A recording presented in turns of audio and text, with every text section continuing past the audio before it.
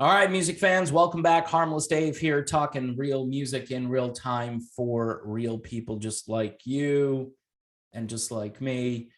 All right, kind of sad or bad news for Aerosmith fans. Steven Tyler has entered rehab again. The headline reads that he relapses and enters a treatment program for most likely drugs. Not sure if it's alcohol and drugs, but here's the story. Aerosmith has canceled its previously announced June and July 2022 dates for its Las Vegas residency. The show is called Aerosmith Deuces Are Wild, while singer Steven Tyler concentrates on his health and recovery. Earlier today, the hard rock legends released the following statement via social media. As many of you know, our beloved brother Steven has worked on his sobriety for many years. After foot surgery to prepare for the stage and the necessity of pain management during the process, he has recently relapsed and voluntarily entered a treatment program to concentrate on his health and recovery. So they basically gave him pain meds, and apparently he abused the pain medication and is now, again, addicted to whatever it is they gave to him. Couple of things here I can do commentary on. Number one, doctors out there today are over prescribing pain meds. They're overdoing it. All right. I'm not saying he didn't need it. I'm not saying that the pain wasn't excruciating. This is foot surgery. I know somebody in my family who's had multiple foot surgeries, and it is not fun. And even today, they still struggle with pain from time to time. And I'm not sure the extent of the surgery. I don't know any of the details here. But when you're dealing with somebody who has struggled for about, well, we'll say about a half a century with this kind of addictive behavior, it's very risky to just say, yeah, here, take these pain meds. I'm not saying, again, that the doctor made a mistake. The other possibility is that they're using the foot surgery, and again, I'm just speculating here, that the foot surgery might be an excuse to kind of cover up the fact that maybe this is something that was going on before the foot surgery occurred. They're basically saying, look, we gave him pain meds. We didn't know this was going to happen. And he's now in rehab. I mean, I don't know. I think the truth might be somewhere in the middle. But when you've got this addictive behavior and you've struggled with it for basically the better portion of your life, I don't know. I think maybe clearer heads might have prevailed, and maybe there was another way out. Maybe there was another way to alleviate the pain through holistic medicine. I don't know. Again, I'm not a doctor.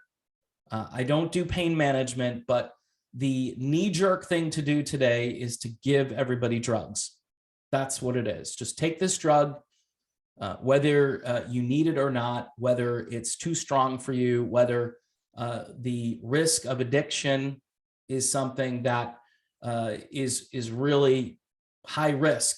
In the case of Steven Tyler, somebody probably should have done a little bit more.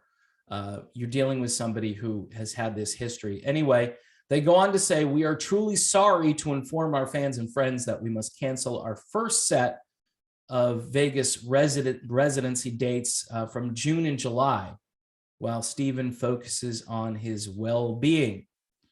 We will continue our 2022 dates starting in September, and we'll let you know any further updates as soon as we can.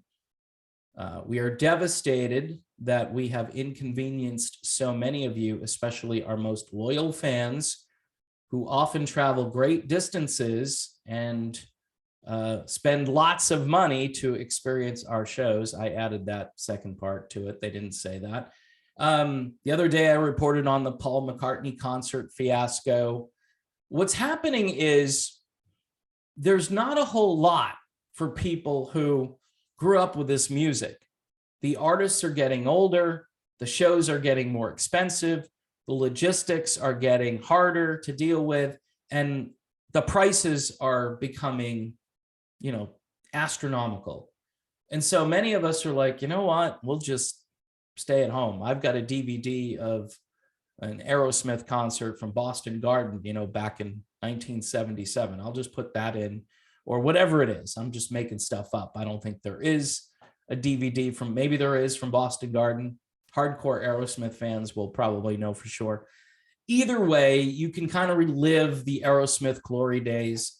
I mean, this band had some gas left in the tank from a couple of years ago. They looked pretty good on stage. They sounded pretty good. I know Joe Perry had some issues at one show. Obviously, Joey Kramer, the drummer, has bowed out. Maybe Joey knew something was going on with Steven, or maybe Joey doesn't want to wind up like Steven. I don't know. These guys are getting older. 74 years old. That's how old Steven Tyler is, 74. It's just, I know. Sammy Hagar, I think, is about that age. Some guys, they can just keep pushing through. But the Aerosmith show is pretty exhausting. And these old guys, they continue to get out there and try to behave like it's, 1985. And obviously, they're not that young. And the other issue here is it's just a shame if this issue wasn't fully dealt with and it was kept under wraps for a very long time. I don't know if that's the truth. We know that these guys used to brag about how much intake they were capable of. They released an album called Done with Mirrors, and that's not about actual, magic tricks. If you know what I'm talking about. It was a pretty honest title, and it's sad that they would celebrate their addictions that way. And again, it's a bad look. This band has had a bad look in that area for a very long time. And I thought that everything was kind of done. It's just too bad. And maybe, again, this is just fate, needed some medication here, needed some pain relievers. And then those pain relievers became a crutch, and then I couldn't deal without it. I mean, this stuff is very dangerous. And the stuff they give you is far more potent than it used to be in some cases. And they have so many different kinds. I mean, just turn on the TV, right? And watch any show, and it'll be sponsored by somebody who's trying to deal with your pain. And I'm not saying that people don't need pain medication, right? I'm not saying that that should just go away completely. But we're living in a world where that's all that's offered. And there are holistic ways to deal with these problems, but people don't take that route. Maybe it's harder. Maybe it's not as effective. But for about 100 years now, the pharmaceutical industry knows how to basically entrap everybody. Not to mention all of the illicit stuff that was going on back, from the 1960s forward. And Aerosmith was right in the thick of that. So the best thing we can do as a, group of folks that love Aerosmith and wish that they would be okay is to wish them well and to hope that they'll be back in September and that Steven Tyler can beat this once and for all. Checking into rehab, that's a big deal. That does show a level of seriousness and maturity that probably 30 or 40 years ago, Steven Tyler wasn't there at that time. Maybe he was, and then he fell off the wagon, and then you got Joe Perry, who also has had issues over the years. Let's just hope that, things work themselves out and that this band has at least one more, one more tour left in them. If you're down in that area in September and they don't institute any other restrictions to the concert, that's another thing you have to worry about.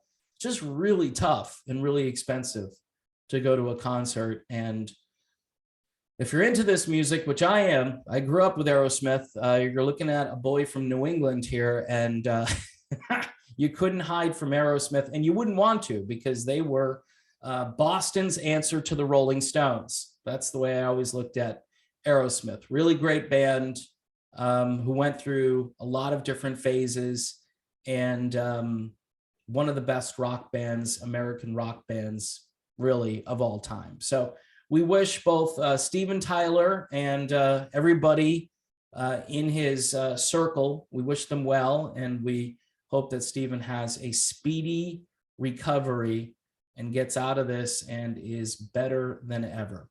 All right, people, all done with this one. Thanks for watching. I will see you soon.